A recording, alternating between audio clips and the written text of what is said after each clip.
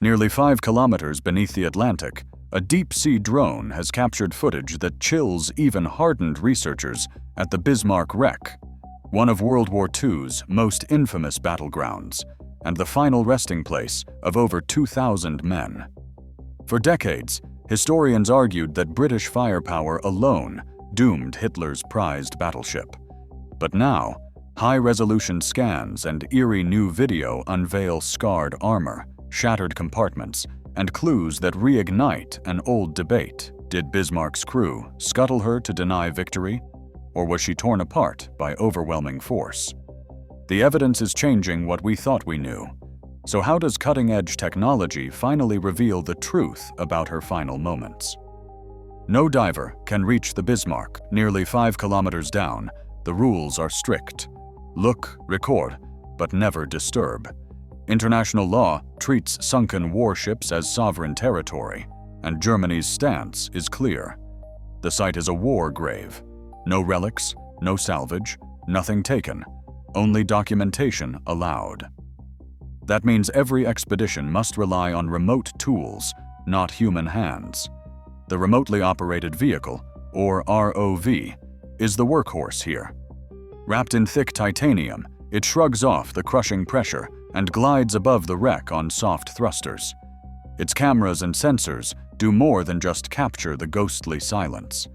They gather thousands of overlapping images from every angle, a process called photogrammetry. Specialized software then tracks every scratch and rivet, building a three-dimensional model accurate to within centimeters. Lasers sweep across the steel, measuring every contour. Every frame, every scan, is logged and archived with timestamps, navigation data, and processing records. This meticulous chain of custody is what makes the footage trustworthy. Each image can be traced back to the moment and machine that captured it. Only with these standards can footage from the abyss be accepted as evidence, not just spectacle. In June 1989, a team led by Dr. Robert Ballard set out to find what had eluded explorers for nearly half a century. Using the Argo deep-towed camera sled, Ballard's crew combed the Atlantic floor west of France, scanning for the telltale shapes of lost steel. The first grainy images showed an unmistakable form: Bismarck, upright, her hull looming out of the darkness. But there was an immediate shock. Her stern was missing, found nearly half a kilometer from the main wreck. The rest of the ship, though battered, sat largely intact, its thick armor belt still in place. Ballard's survey, conducted with Argo and later the Alvin submersible, focused on documenting the wreck's exterior. Analog video and still photographs captured the hull's condition, the collapsed superstructure, and the scattered debris field. Early observations challenged old assumptions. The side armor showed few wounds, and the lower hull revealed no obvious signs of catastrophic battle damage. For the first time, experts had a baseline, an authoritative visual record that would shape every expedition to follow. By 2001, the hunt for answers turned from grainy snapshots to hard data. David Mearns and William N. Lang led a new survey, deploying multi-beam sonar and a digital ROV to map the debris field in detail never seen before. Their sonar swept the plain, building a precise mosaic of the wreck's location, the scattered stern, and every fragment across 2 kilometers of seabed. Each coordinate was logged, every find catalogued, transforming the site from a visual mystery into a searchable forensic record. In 2002, James Cameron's team took the next step.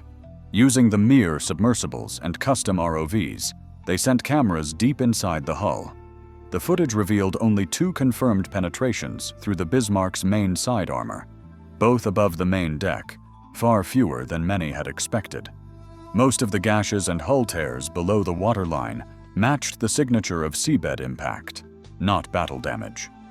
For the first time, the evidence was more than photographs. It was a quantified map, a catalog of wounds and a window into the ship's final agony. Bismarck was built for one reason: to shatter the balance of power at sea. She stretched more than 820 feet from bow to stern, with a beam nearly 120 feet wide, one of the largest warships afloat in 1941. Her main battery, 8 15-inch guns mounted in 4 twin turrets, could send shells weighing over 1,700 pounds, more than 20 miles. The heart of her defense was a citadel of armor, 320 millimeters thick along the main belt, shielding engines, magazines, and command spaces from anything the enemy could throw.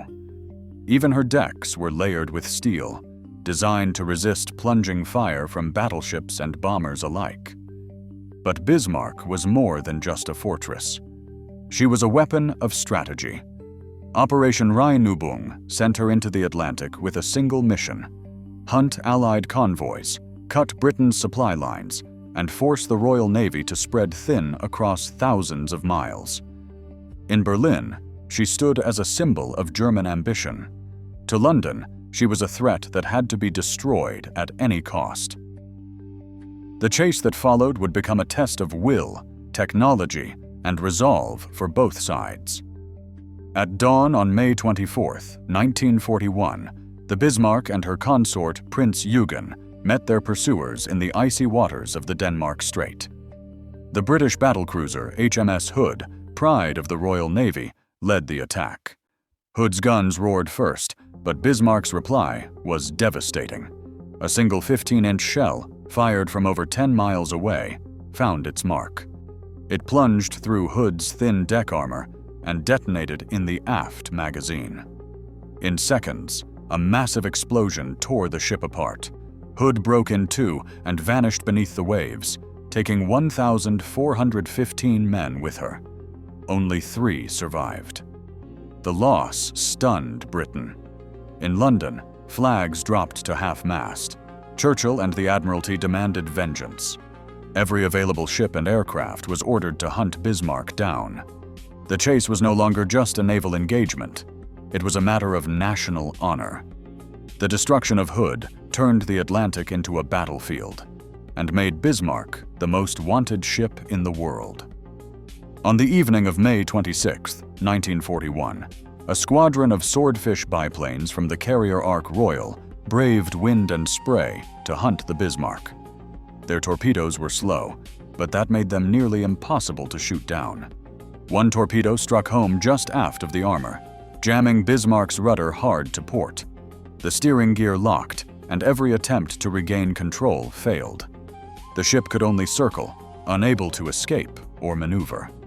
Overnight, the British fleet closed in. At dawn, battleships King George V and Rodney opened fire at close range, joined by the heavy cruisers Norfolk and Dorsetshire. Shells rained down, smashing the superstructure, wrecking turrets, and setting fires from bow to stern. Bismarck's big guns fired back at first, but soon fell silent under the relentless barrage. As the ship listed and burned, British destroyers and cruisers pressed in, launching torpedoes that tore into her hull. With the rudder jammed and engines crippled, Bismarck could no longer fight or flee. The end came quickly, under a storm of steel and water.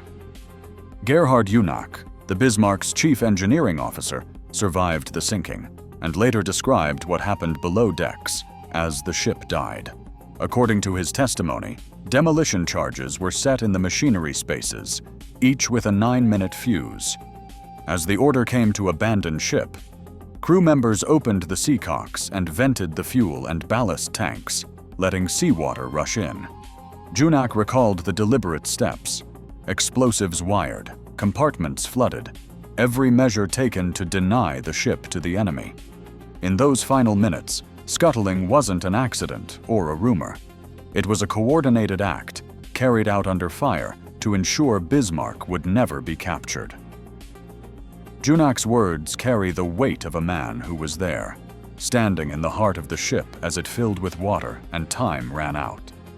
William Garska and Robert Doolin, two of the most respected naval historians, approach the Bismarck's end from a different angle. Their work doesn't rest on memory or the drama of the final minutes, but on a systematic audit of battle records, gunnery tables, and forensic analysis. They pore over British action reports and firing logs, matching each shell and torpedo to its probable effect. Their models show that by the time scuttling orders were given, Bismarck had already suffered overwhelming structural damage.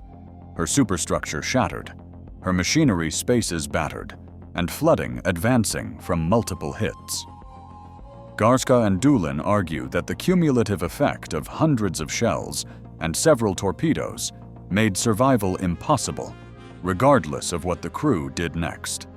They caution against any verdict based solely on survivor recollection or a single expedition's images. In their view, only by weighing all sources, archival, forensic, and eyewitness, can the true cause be understood. In 1989, Robert Ballard's team captured the first images of Bismarck's wreck nearly 5 kilometers beneath the Atlantic, revealing the stern separated from the main hull and an intact armor belt.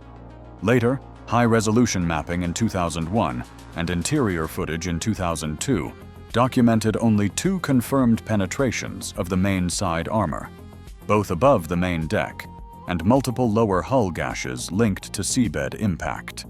Survivor Gerhard Unach described demolition charges and opened sea valves, while historians Garska and Doolin point to overwhelming British firepower as the decisive factor. Some compartments remain inaccessible, and some wartime records are still classified, leaving the exact cause of sinking a matter of combined evidence, not single certainty. Today, Bismarck's remains are protected as a war grave, and its forensic record continues to inform naval history. The Atlantic kept its secret for nearly half a century, until technology and evidence brought the final hours of Bismarck into clear view.